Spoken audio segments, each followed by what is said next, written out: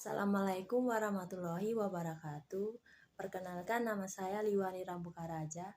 Saya dari kampus Sekolah Tinggi Ilmu Administrasi Malang. Di sini saya mau menyampaikan sistem pencernaan dengan dosen pengampu Henry Didi Harto, SKF, NERS, NPD. Sistem pencernaan adalah sistem organ dalam manusia yang berfungsi untuk menerima makanan, mencernanya menjadi zat gizi dengan energi, menyerap zat gizi ke dalam aliran darah, serta membuang bagian makanan yang tidak dapat dicerna atau merupakan sisa proses tersebut dari tubuh.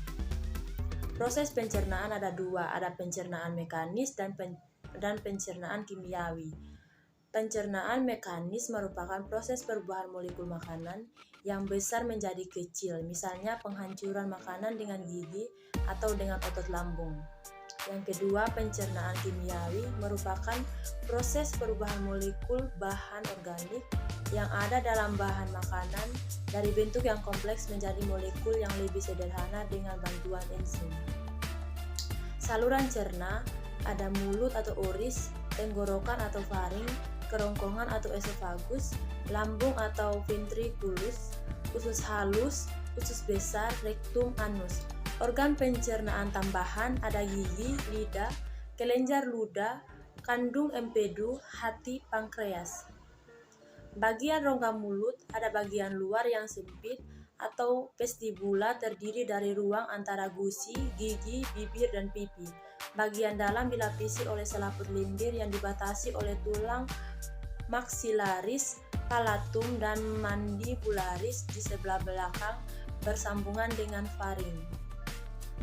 Pencernaan dalam rongga mulut ada pencernaan mekanik dan pencernaan kimiawi. Pencernaan mekanik mengunyah oleh gigi mencampur makanan dengan air ludah sehingga terbentuk bolus. Pencernaan kimiawi pemecahan zat pati amilum oleh tialin amilase menjadi maltosa. Kelenjar ludah, kelenjar parotis terletak di sebelah bawah dengan daun telinga di antara otot processus mostoid kiri dengan kanan dengan kulit pipi. Cairan ludah hasil sekresi dikeluarkan melalui ductus stesen ke dalam rongga mulut. Kelenjar sublingualis terletak di bawah lidah, salurannya menuju lantai rongga mulut. Kelenjar ludah. Semua kelenjar ludah menghasilkan air ludah atau disebut saliva untuk membasahi rongga mulut dan makanan. Kira-kira 1600 cc saliva disekresikan setiap hari dari garam, urea, lendir, bikarbonat, lisosin yang bekerja rongga mulut dan masih bekerja di dalam lambung. Faring merupakan organ yang menghubungkan rongga mulut dengan kerongkongan atau disebut esofagus yang panjangnya 7 cm dan ada 3 bagian faring. Yang pertama nasofaring, bagian superior, bagian yang sama tinggi dengan hidung. Yang kedua ada orofaring, bagian media, bagian yang sama tinggi dengan mulut. Terdapat amandel, tonsil, dan dinding literal orofaring. Laringofaring, bagian inferior, bagian yang sama tinggi dengan laring. Esofagus, dari mulut makanan menuju esofagus atau kerongkongan. Kerongkongan berupa tabung otot yang panjangnya sekitar 25 cm, terdiri dari 1/3 otot lurik dan 2/3 otot polos. Oleh karena ototnya tersusun secara memanjang dan melingkar, maka jika terjadi kontraksi secara bergantian akan terjadi gerakan peristatis. Makanan terdorong menuju lambung. Gaster atau lambung. Lambung merupakan organ otot berongga yang besar, letaknya di bawah diafragma di depan pankreas dan limpa. Agak ke sebelah kiri, kapasitas lambung 1-2 liter. Lapisan lambung dari dalam keluar. Selaput lendir pada keadaan kosong berlipat-lipat disebut juga rugue. Lapisan otot musculus. Bagian gaster, fundus atau bagian yang menonjol ke atas korpus atau badan. Atrium pylorus membentuk sphincter pylorus. Curvatura minor di sisi kanan lambung. Curvatura mayor di sisi kiri lambung lebih panjang dari curvatura minor. Ostium cardiac. Fungsi lambung yaitu menampung makanan, menghancurkan dan menghaluskan makanan oleh peristaltik lambung dan geta lambung. HCl berfungsi mengasamkan makanan, desinfektan, merangsang keluarnya hormon sekretin yang merangsang pankreas mengeluarkan sekret mengaktifkan menjadi pepsin. Geta usus. Pada mukosa usus halus terdapat kelenjar yang menghasilkan geta usus yang menyempurnakan makanan. Bagian usus halus ada duodenum, jejunum, ileum. Lapisan usus halus dari dalam keluar. Lapisan mukosa, lapisan otot sirkuler, lapisan otot memanjang, lapisan serosa. Duodenum usus 12 jari, panjangnya 25 cm. Di duodenum bermuara dua saluran, yaitu saluran geta pankreas dan saluran empedu, di mana geta keduanya dikeluarkan ke duodenum.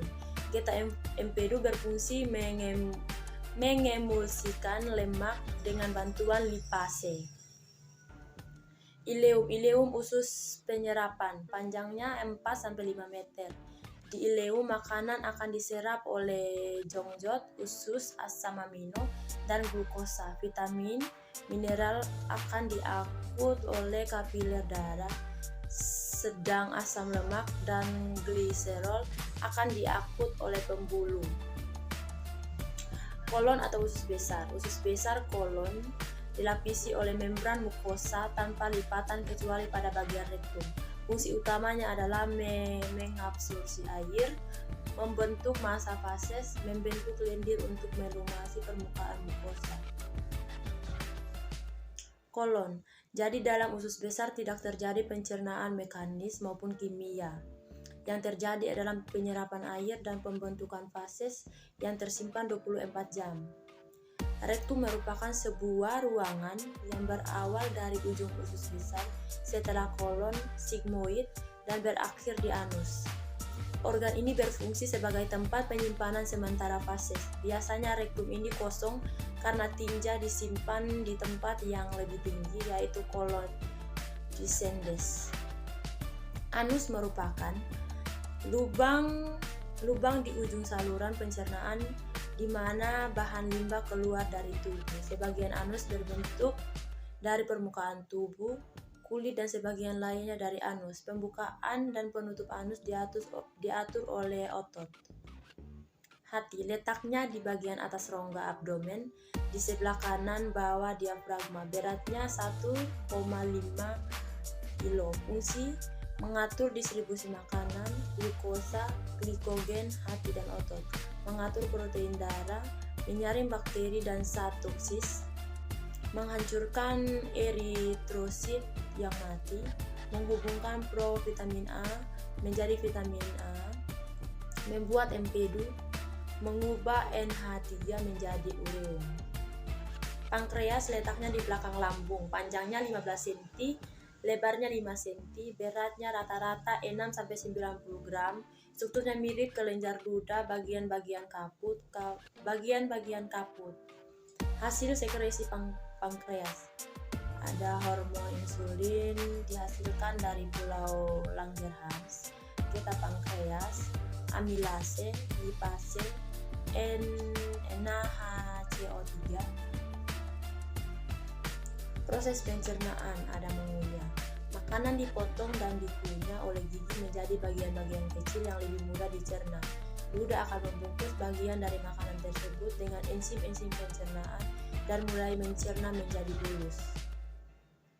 Proses pencernaan ada sekresi saluran cerna, ada eliminasi fekal adalah sampah, produk pencerna tubuh dengan hasil fases, Defekasi adalah keluarnya fases dari anus dan rektum. Di sini ada kelenjar pencernaan, di organ ada kelenjar ludah, lambung, pankreas, usus halus, hati. Di enzim ada amilase, renin, amilase crispin, maltase, ada membentuk empedu. Di mengubah ada tepung, susu, tepung amilium, protein, dan ada maltosa, laktosa, ada asam lemak. Di hasilnya di sakarida ada gumpalan, ada maltosa, peptida, dan ada glukosa, fruktosa. Sekian dan terima kasih. Jangan lupa like, comment, and subscribe.